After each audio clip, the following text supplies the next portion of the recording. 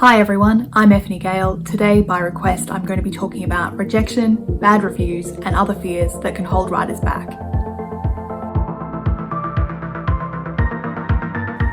Quick disclaimer, I'm primarily a short fiction writer, so when I talk about stories in the first part of this video, I'm primarily talking about short fiction, but a lot of this discussion can apply to other formats as well. Got it? Okay.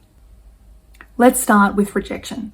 I know a couple of people who are really serious about their writing careers and have written a huge amount of words, but they still haven't submitted their writing because they don't want to be rejected. I get it. My first couple of rejections really hurt. They felt like hearing, "Your writing isn't good enough." But genuinely, that's not what they mean. At worst, they mean this particular story isn't good enough. It's not a judgment on your writing overall, and it's certainly not a judgment on you as a person. Beyond "this story isn't good enough," which is sometimes, but certainly not always the case, there are plenty of reasons why your story might be rejected. The first one is that it doesn't quite match up with what the editor is looking for.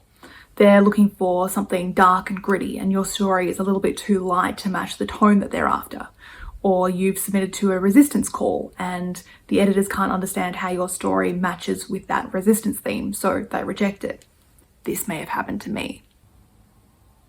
My time as a theatre director really helped me with this concept. Sometimes an amazing actor would audition for me, but I just didn't have the right role for them. Let's say I was trying to cast Katniss Everdeen in a reboot of The Hunger Games, and Angelina Jolie walks in. Angelina Jolie is a brilliant actress. I'd love to cast her in something, but I can't realistically cast her as a teenage girl. So I would have to reject her, not because she doesn't impress me, but because she doesn't match the opportunity that I have. Another reason your story might be rejected is the editor's taste. We all have our own likes and dislikes. I'm a fantasy fan who doesn't particularly care for Lord of the Rings. Sacrilege, I know, but if you tried to sell me a story like that, I wouldn't buy it. Now, obviously, Lord of the Rings is enormously successful and hugely beloved, so rejection according to an editor's taste doesn't mean that your story isn't good or that plenty of other people aren't going to like it. It just means that it wasn't for them. Other reasons why your perfectly good story might be rejected. You submitted a mermaid story and they've already accepted a mermaid story for the next issue. They have a budget for 10 stories and yours is number 11. This also happened to me. Your story was 5,000 words long and it was cheaper to buy the 3,000 word story that was equally as good. Or they liked your story 8 out of 10, but they only buy stories that they like 9 or 10 out of 10. I'm sure I'm forgetting lots of reasons that editors have for rejecting good stories, but I think you get the idea. You can have an excellent story on your hands and still get plenty of rejections for it. The short story of mine that's most well known, called "In the Beginning, All Our Hands Are Cold," was rejected 11 times over the course of about a year before it was picked up by Syntax and Salt. It then went on to win the 2018 Best of the Net Award. When I was a teenager, I used to submit my stories only once or twice, and if they hadn't gotten an acceptance by then, I'd give up on them. Don't do this. I've sold stories to good markets after they've been rejected 20 or 30 or even 44 times. The 45th time was the charm. Once you've sold a story, you won't remember what markets have rejected it or how many times it's been rejected. Or at least, I don't. I had to look up those figures on my Duotrope account. The market that accepts it won't know how many times it's been rejected before. They just know that they love it and want to publish it. The readers who read it won't know how many times it's been rejected before it got that acceptance. They just know that it's been published with care. Rejections are just stepping stones on your way to an acceptance. It doesn't always take so long to get an acceptance. I've sold plenty of stories with only 2 to 3 rejections each. However, I've only ever sold one story to the very first place that I submitted it to. Rejection is just a part of the game. Writers who never or only rarely receive rejections are unicorns, who are either geniuses, already famous, or consistently submitting to markets beneath their skill level. So please, if you believe in a piece that you've written, submit it. Start to get those rejections rolling in. They'll hurt a lot less after the first dozen or so, believe me. I have received hundreds of rejections over my last 8 years or so of professional writing, and they don't hurt at all anymore. They're just a trigger to send that piece out to the next market. Maybe the next one will be a match. If you're having a lot of trouble selling a story, you could consider, is it worth revising that story? I've come back to a finished story many months later, cut 1,000 words, and then sold that stronger version. Are you submitting to the right markets? The first couple of stories that I tried to sell were fine, but nothing amazing. I sold them to token markets. They wouldn't have sold to professional rate markets. Absolutely aim high, but if you're amassing a large number of rejections for a single story, you might want to consider targeting markets that are a little less prestigious. Getting a couple of sales under your belt, even if they're not to big name markets like the New Yorker, can do a lot to boost your confidence and early writing career. But if you really like your story, don't give up on it. Don't stop submitting until you've exhausted that list of markets that you'd be happy to submit to. You never know when you might get your yes. Now, let's talk about bad reviews, which I think generally fall into one of two categories. I'll start the first category with a quick anecdote. When I was 19, a play that I'd written called How to Direct from Inside was performing at a lovely famous little theatre called La Mama. One of the 3 biggest newspapers in my state gave it 3.5 stars, which at the time felt like an arrow to the heart. All I could see were those empty 1.5 stars. Someone a decade older than me said, "That's a positive review from The Age. People would kill for that." And of course, I couldn't see that at the time, but I was indeed very lucky. I was lucky to have my play on at such a great venue. I was lucky to have a review in that newspaper, and I was especially lucky that it was a positive review.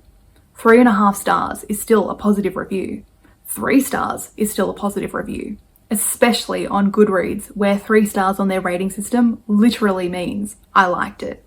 I'd even go so far as to say a 2-star review, depending on the context, isn't necessarily a bad review. Again, on Goodreads, 2-star means it was okay. If I leave a 2-star review on a book, it means it was fine. I don't regret reading it. I didn't dislike it. So that's category 1, reviews that feel bad but that aren't actually bad reviews. You might still feel that arrow to the heart feeling sometimes, but it really does help to keep this in perspective. Most reviews are more positive than they will initially feel to you. But what if they're not positive reviews? What if someone gives you 1 star or they flat out say they didn't like it? Well, then we're in category 2. And my main message for category 2 is nothing you make is going to be for everyone. Nothing anybody makes is going to be for everyone. If you navigate to your favorite book on Goodreads, unless very few people have read it, there are going to be some 1-star reviews. That doesn't mean that the book is bad. It also doesn't mean that the people leaving those reviews are wrong. It just wasn't for them. Maybe a book was written for 12-year-old girls who like fantasy, but a 60-year-old man who usually only reads westerns didn't like it. One good thing that negative reviews can mean is that a book is successful enough that it's being read outside of its target audience. But okay, what if they are in your particular target audience and they don't like it? There are still lots of reasons that they might not like it that isn't "it's a bad story." They might not like that particular writing style or that subgenre or a particular trope that you've used. It could be something really petty, like you've used the word moist a few times in the story and they really hate that word. There are a couple of foods where if they were mentioned more than a couple of times throughout a text, that might negatively affect my feelings towards that story. It's completely irrational, but I have a disgust reaction towards those foods and I don't want to read about them.